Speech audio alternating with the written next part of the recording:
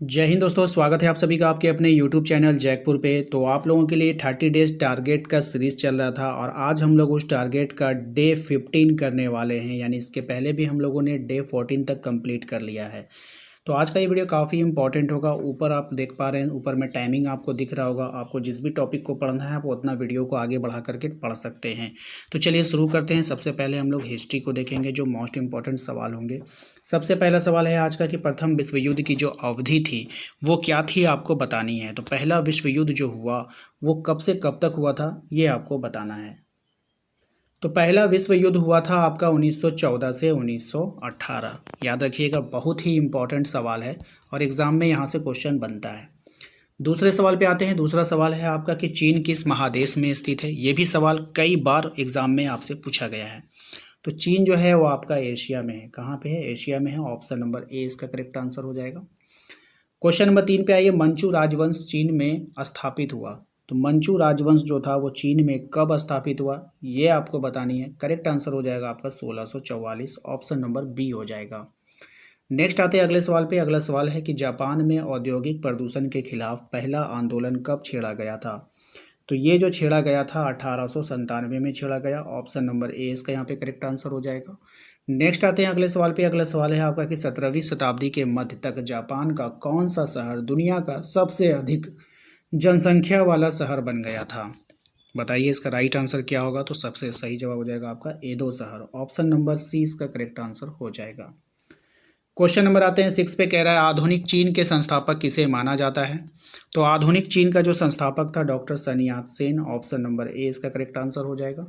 Next आते हैं अगले सवाल पे। अगला सवाल है कि पीकिंग विश्वविद्यालय की स्थापना कब हुई थी। अब ये जो पीकिंग विश्वविद्यालय है इसकी स्थापना कब की गई थी। तो 1902 में किया गया था। ऑप्शन नंबर बी इसका करेक्ट आंसर हो जाएगा। आइए अगले सवाल पे आते हैं। अगला सवाल है कि प्रथम अफीम युद्ध के बाद कौन सी संधि हुई थी। तो प्रथम अफीम युद्ध के बाद जो संधि हुई थी वो हुई थी आपका नानकिंग संधि। ऑप्शन नंबर ए इसका करेक्ट आंसर हो जाएगा।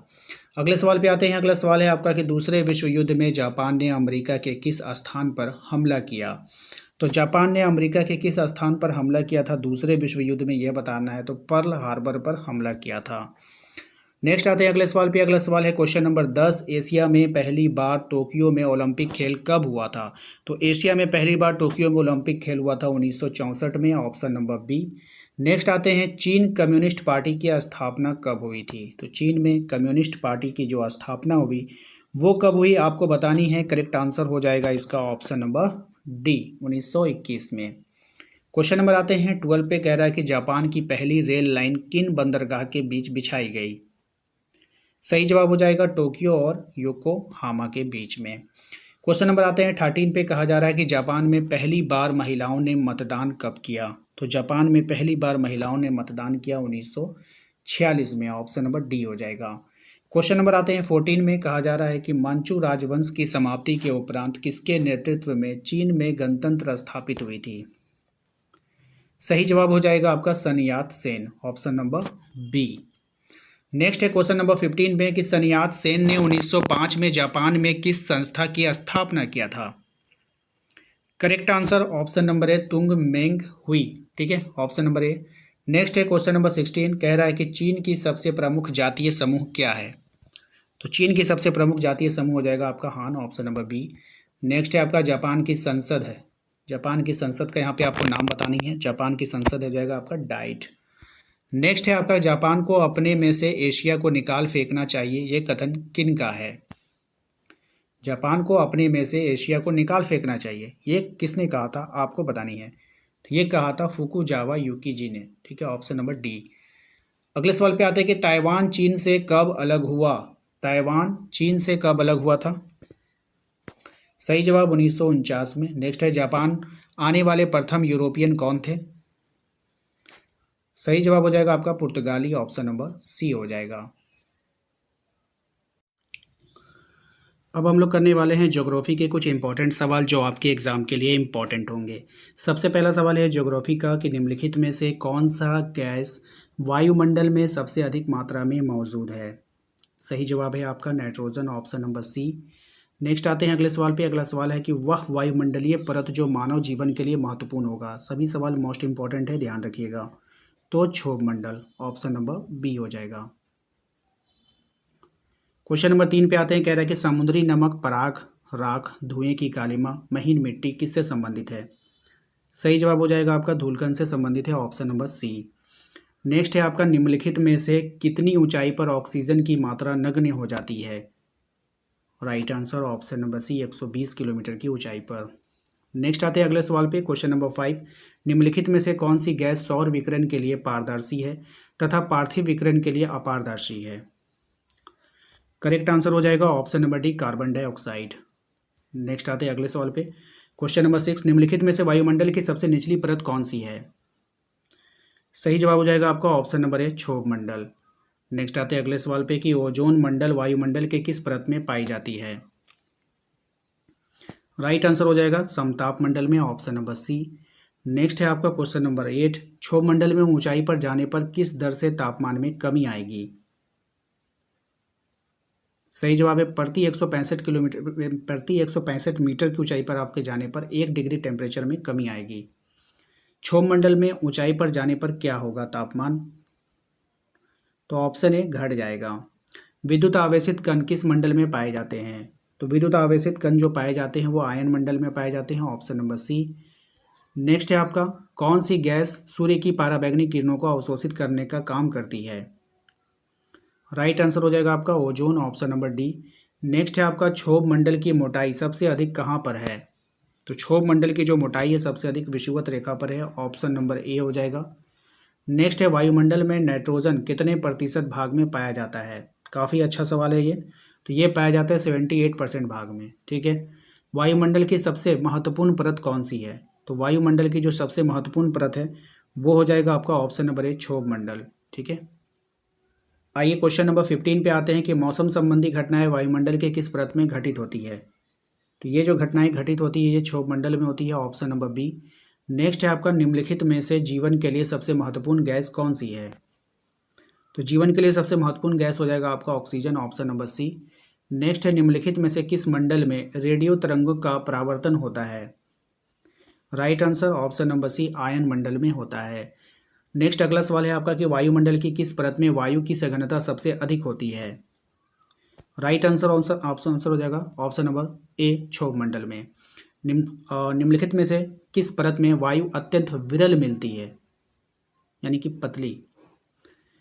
सही जवाब हो जाएगा आपका ऑप्शन नंबर बी, ब्रह्मंडल में।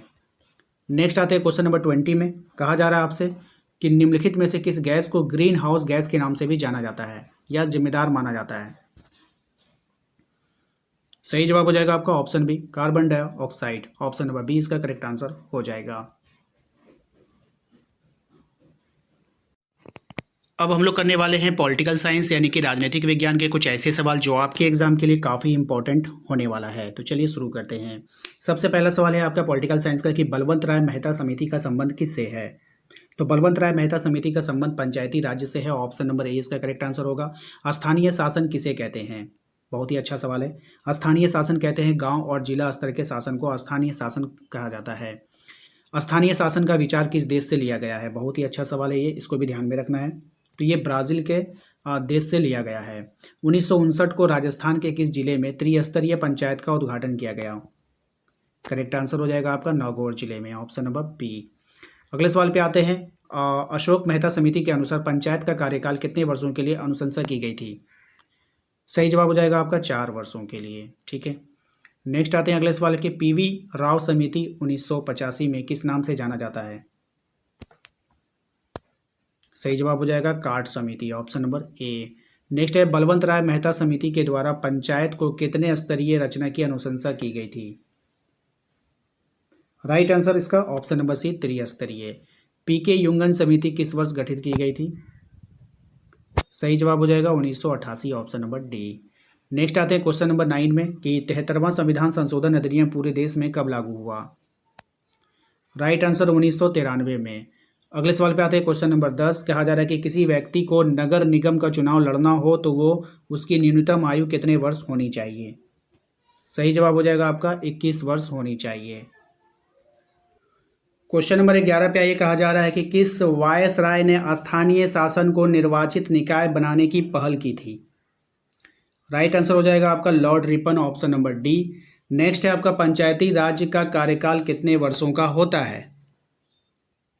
तो ये जो होता है 5 वर्षों के लिए होता है, ऑप्शन नंबर बी। नेक्स्ट है आपका कि पंचायत चुनाव में महिला को कम से कम कितने प्रतिशत सीटें आरक्षित की गई है? राइट आंसर ऑप्शन नंबर ए 33%। क्वेश्चन नंबर आते हैं 14 पे। क्वेश्चन नंबर 14 में आपसे कहा गया है कि 73वां संविधान संशोधन संबंधित है किससे, आपको बतानी है। तो ये संबंधित है पंचायती राज से। मोस्ट इंपॉर्टेंट सवाल रहेगा आपके एग्जाम के लिए। अगला सवाल है आपका, स्थानीय स्वशासन को किसने ग्राम स्वराज का नाम दिया? सही जवाब हो जाएगा ऑप्शन बी, महात्मा गांधी ने। ऑप्शन बी इसका करेक्ट आंसर हो जाएगा। अब हम लोग करेंगे इकोनॉमिक के कुछ ऐसे सवाल जो आपकी परीक्षा के लिए इंपॉर्टेंट है। सबसे पहला सवाल है कि परियोजना निर्माण का पहला चरण निम्न में से कौन है? तो परियोजना निर्माण का जो पहला चरण है वो हो जाएगा आपका समस्या की पहचान करना। ऑप्शन नंबर सी इसका करेक्ट आंसर हो जाएगा। सीधी सी बात है, कोई भी जो परियोजना आती है वो सरकार लाती है सुविधा के लिए। तो अगर आप मान के चलो कि आप गांव में कोई सा सुविधा देना चाहते हैं, तो आप सबसे पहले उस गांव की समस्या को पहचानोगे कि इस गांव में क्या समस्या है, उसके बाद उस समस्या का निदान करोगे, तभी तो वहाँ की परियोजना का निकलेगा। तो समस्या का सबसे पहले पहचान करना होता है। दूसरा सवाल देखिए, कह रहा है कि परियोजना निर्माण का अंतिम चरण निम्न में से कौन है? अब पर इसका जो अंतिम हो, आंकड़ों का विश्लेषण एवं व्याख्या। अब आपने उसमें आंकड़ों का विश्लेषण किया जाता है कि आपने क्या खर्च किया, क्या नहीं किया, क्या लागत आई, ठीक है, ये सब उसमें आंकड़ों का विश्लेषण होता है। क्वेश्चन नंबर 3 पे आते हैं। कह रहा है कि सांख्यिकीय विधियों का उपयोग निम्नलिखित में से यानी निम्नांकित में से किन आर्थिक गतिविधियों से संबंधित आंकड़ों के विश्लेषण के लिए होता है? राइट आंसर उत्पादन, बैंकिंग, बीमा। तो उपयुक्त में से सभी, ऑप्शन नंबर डी इसका करेक्ट आंसर होगा। सर्वेक्षण का लाभ है, अब यहाँ पे आपको बताना अब ये जो सर्वेक्षण का लाभ है वो क्या है। ऑप्शंस आपके पास हैं। तो सर्वेक्षण का जो लाभ होगा, किसी उत्पादन या प्रणाली को बेहतर बनाने के लिए सूचनाएं प्राप्त करना, एकत्रित सूचना से रिपोर्ट तैयार करने में सहायता प्राप्त करना। तो दोनों होगा, इसलिए option number C correct answer होगा। क्वेश्चन नंबर आते हैं 5 में। कहा जा रहा है आपसे, उपभोक्ता उत्पाद से संबंधित परियोजना के लिए लक्षित समूह निम्न में से कौन होगा? सही जवाब हो जाएगा ग्रामीण तथा शहरी दोनों उपभोक्ता। ठीक है। परियोजना में द्वितीयक आंकड़े का प्रयोग कब किया जा सकता है? तो ये तब होगा जब समय, धन एवं मानव संसाधन की कमी हो। ठीक है। नेक्स्ट आते हैं क्वेश्चन नंबर 7 में। परियोजना से प्राप्त सूचनाओं को प्रस्तुत करने की प्रमुख विधियां निम्न में से कौन है? सही जवाब हो जाएगा दंडारेख, सारणियन, वृत्तीय आरेख। तो उपयुक्त में से सभी, ऑप्शन नंबर डी। नेक्स्ट है आपका, सर्वेक्षण में प्राथमिक आंकड़े या फिर द्वितीयक आंकड़े किसका प्रयोग किया जाना चाहिए, ये कैसे निर्धारित होता है? राइट आंसर सर्वेक्षण के उद्देश्य से, ऑप्शन नंबर बी। नेक्स्ट है क्वेश्चन नंबर 9। आंकड़ों का विश्लेषण करने की प्रमुख विधियां निम्न है। अब आंकड़ों का जो विश्लेषण होता है वो केंद्रीय प्रवृत्ति की माप के आधार पर, पर्यवेक्षण माप और सहसंबंध। उपयुक्त में से सभी, correct answer option number D. Next है आपका, परियोजना के निर्माण में प्रयुक्त वित्तीय स्रोतों का विवरण परियोजना के किस भाग में दिया जाता है? सही जवाब हो जाएगा ग्रंथ सूची में, ऑप्शन नंबर बी हो जाएगा। तो आशा करते हैं कि आप लोगों को आज का ये वीडियो पसंद आया होगा। वीडियो अच्छा लगा तो लाइक करके चैनल को सब्सक्राइब कर लीजिए, घंटी वाले आइकन को प्रेस कर लीजिएगा ताकि आने वाली हर एक वीडियो का नोटिफिकेशन आपके मोबाइल पे जाता रहे। मिलते हैं नेक्स्ट अगले वीडियो में। Thank you.